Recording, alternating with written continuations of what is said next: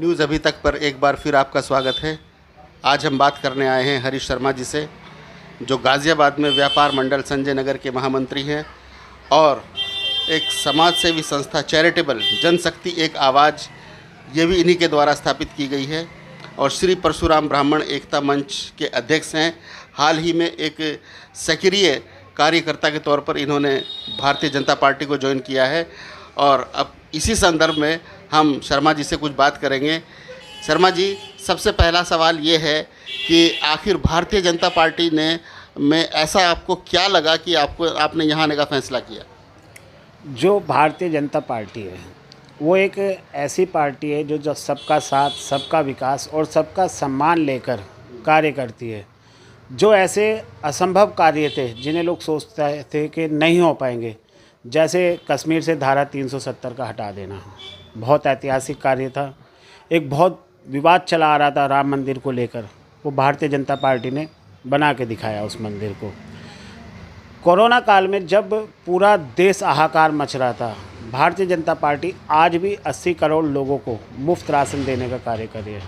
उसके बावजूद आप किसी भी हाईवे पे चले जाइए, जहां घंटों लग जाते थे, लोगों से जाम से निजात नहीं मिलता था, और आज आप अपने घर से ब्रेक लगा दीजिए, किसी भी एक्सप्रेसवे पे चले जाइए और मिनटों में आप अपने स्थान पर पहुंच जाते हैं। तो ऐसी बहुत सारी जन हितकारी कल्याणकारी योजनाएं हैं जिनकी वजह से मैं प्रभावित हुआ। और एक मोदी जी और योगी जी की जो इच्छा शक्ति है, दृढ़ शक्ति है कि उन्होंने, लोग भ्रम फैला रहे हैं कि ये मुसलमानों के हितैषी नहीं है, लेकिन आप देख लीजिए, चाहे वो चिकित्सा की बात हो, शिक्षा की बात हो, आयुष्मान की बात हो, आयुष्मान कार्ड जो बनाए जाते हैं, तो सबसे पहले अगर किसी को उनका लाभ मिलता है तो मुस्लिम समाज को ही मिलता है। तो एक ऐसी सरकार जिन्होंने सबका साथ, सबका विकास लेकर कार्य कर रहे हैं, तो इन्हीं बातों से मैं प्रभावित हुआ और भारतीय जनता पार्टी को मैंने ज्वाइन किया है। अधिकतर विपक्षी पार्टियां ये मानती हैं कि सबका साथ सबका विकास जो बात है वो एक खोखला नारा है, धरातल पर कोई ऐसा काम उनका नहीं नज़र आता। तो हम आपसे ये जानना चाहते हैं, एक दो कोई जिससे विपक्षियों को ये कहने का मौका ना मिले कि भाई मोदी जी ने अब तक कुछ नहीं किया। मैंने बताया ना, आयुष्मान कार्ड देख लीजिए, आप राशन देख लीजिए। अगर ऐसा तो नहीं है ना कि हिंदू को मिल रहा है मुसलमान को नहीं मिल रहा, या शिक्षा का जो स्तर है खाली उस पर हिंदू शिक्षा प्राप्त कर रहा है, मुसलमान नहीं मिल रहा। मुझे खुद उन विपक्ष वालों से ये सवाल करना है कि आप एक ऐसी योजना बताओ जिसका लाभ खाली हिंदू समाज को मिलता हो और मुस्लिम समाज ना लेता हो। कोई भी एक ऐसा सवाल आपके माध्यम से, आपके चैनल के माध्यम से, विपक्ष से ये मेरा सवाल है कि कोई भी एक ऐसा मुझे बता दीजिए जिसका लाभ मुस्लिम समाज को ना मिल रहा हो। ये तो सबको साथ लेकर चल रहे हैं ना जी। एक खतरा महसूस कर रहे हैं लोग कि आने वाले टाइम में भारतीय जनता पार्टी देश के संविधान को बदल सकती है, इस बारे में क्या कहेंगे आप? ये तो समय समय पे ज़रूरत की मांग रही है। जब पूर्व में भी सरकारें रही हैं, उनके हिसाब से अगर इस चीज़ की ज़रूरत पड़ती है संविधान को बदलने की, कुछ धाराओं को, अगर वो जनता के हित में हैं, तो विपक्ष को साथ लेकर उस पर चर्चा की जाएगी। अगर लगता है बदलने की ज़रूरत तो उस पर होना भी चाहिए। लेकिन ये एक भ्रम फैलाया जा रहा है। अगर उन्हीं लोगों से पूछ लिया जाए कि संविधान में कितने पेज होते हैं, तो शायद वो ना बता पाएंगे। अभी एक बहुत गर्म मुद्दा चल रहा है जिसमें ख़ास तौर से जो धार्मिक लीडर हैं वो बात कर रहे हैं हिंदू राष्ट्र की। तो हिंदू राष्ट्र के मामले को लेकर भाजपा चुप है या उसके पीछे कोई पार्टी का एजेंडा है? पार्टी का एजेंडा तो क्या है, देखिए, जो हिंदू राष्ट्र वाली बात है, हमारे किसी भी बड़े लीडर ने, जैसे योगी जी ने, मोदी जी ने, या हमारे राष्ट्रीय अध्यक्ष जेपी नड्डा जी ने, अभी तक कोई हिंदू राष्ट्र की बात नहीं कही है। वो सबको समान रूप से साथ लेकर चलना चाहते हैं, सबका सम्मान करना चाहते हैं। विपक्ष है, विपक्ष का काम है कहीं ना कहीं तो सवाल करेगा ही, इस तरह का भ्रम तो फैलाएगा ही।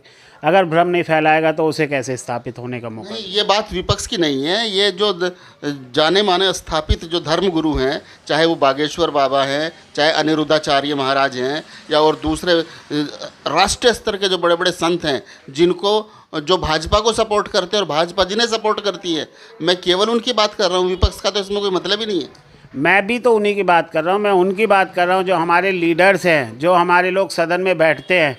उन्होंने अगर ये बात कही है तो बताइए आप। ये तो सबको साथ लेके चल रहे हैं अभी भी। आप बता दो ना मुझे, अगर हमारे मोदी जी का कहीं एक भी बयान हो हमारे उत्तर प्रदेश के मुख्यमंत्री योगी जी का कोई बयान हो कि हम भारत को हिंदू राष्ट्र बना देंगे या घोषित कर देंगे या ज़बरदस्ती मुसलमानों को भगा देंगे। भाई मुस्लिम समाज हमारे देश का एक हिस्सा है। आज़ादी के समय से लेकर आज तक इनकी भी उतनी भूमिका रही है जितनी हम लोगों की रही है। तो ये तो सब भ्रांतियाँ और भ्रम फैलाया जा रहा है, ऐसा कुछ नहीं है। ठीक है, आपकी बात से कि आप कह रहे हैं कि ये भ्रम फैलाया जा रहा है और भारतीय जनता पार्टी इनको सपोर्ट नहीं कर रही है। अगर ये ऐसा बोल रहे हैं तो आपके व्यक्तिगत विचार क्या हैं कि इनको ऐसा बोलना चाहिए या सही कर रहे हैं, गलत कर रहे हैं देश के लिए? देश के लिए तो गलत हो रहा है ये। मैं तो यही कहूँगा कि देश के लिए गलत हो रहा है। भारतीय संस्कृति जो है बहुत अच्छी संस्कृति है, सभी मिलजुल कर रहते हैं। यहाँ तक कि हर 10 किलोमीटर पे बोली भी बदल जाती है, लेकिन जहाँ पर भाईचारे, मिलन और एकता की बात होती है, सब लोग जब दिवाली एक साथ मनाते हैं, हम लोग उनके साथ मिलकर ईद भी मनाते हैं। तो ऐसा नहीं है कि कहीं कुछ नहीं है, मतलब ज़मीन पर कुछ नहीं है। जो लोग ऐसे भ्रम फैला रहे हैं वो पहले से फैलाते आए और फैलाते रहेंगे। हमारे शीर्ष नेतृत्व का इसमें कुछ नहीं है। भारतीय जनता पार्टी से जुड़ने के बाद आपने कुछ प्लानिंग की होगी अपने क्षेत्र के लिए, जो आपके सपने होंगे, आप जो करना चाहते हैं, तो उनके बारे में थोड़ा सा बताइए। क्या आपने सोचा? मैंने तो ये सोचा है कि मैं अपने क्षेत्र में सबसे पहले तो शिक्षा और चिकित्सा को बेहतर करूँगा।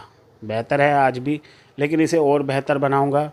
और सरकार की जो भी कल्याणकारी योजनाएं हैं उन्हें जन जन तक पहुंचाने का कार्य करूंगा। उसके लिए प्रचार प्रसार करूंगा, क्योंकि योजनाएं तो बहुत सारी आती हैं, लेकिन कहीं ना कहीं जो है हम लोग जो है आम लोगों तक नहीं पहुंचते, या जिन लोगों को उनकी ज़रूरत होती है वो योजना उन लोगों तक नहीं पहुंचते, क्योंकि लोग खुद से भी नहीं चाहते।